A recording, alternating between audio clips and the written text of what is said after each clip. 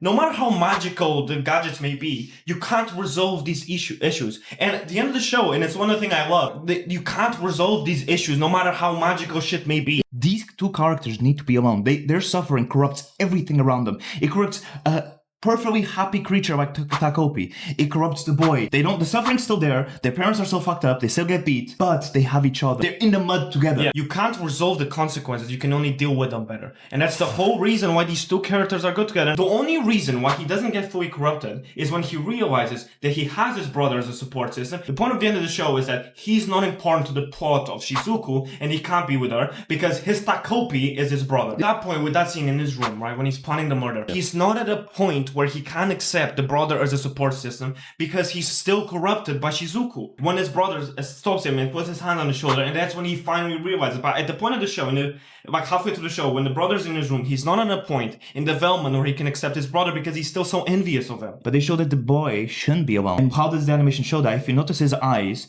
when he's looking at Shizuku, it's the hearts. Yeah. Or at the pancakes. Yeah. Or it's just weakness. But in that hallway scene, when the hallway seems so far-fetched, and when the brother actually talks to him, the hallway shrinks. And when he's running to his brother, and he hugs his brother, his eyes gain color. You see, like, the most color you've seen in the whole show. And, like, that scene, I think, is my favorite scene in the show, where he's hugging his brother and he's crying, and you just see colors in his eyes. Finally, that boy doesn't need to be alone. It's not like the two girls. That boy doesn't need to be alone because he found his support system. And how the animation shows, I think, is amazing. But I think the whole show is about finding the correct support system, and that not every support system can help. Not teachers, not friends. Like, there's specific support systems.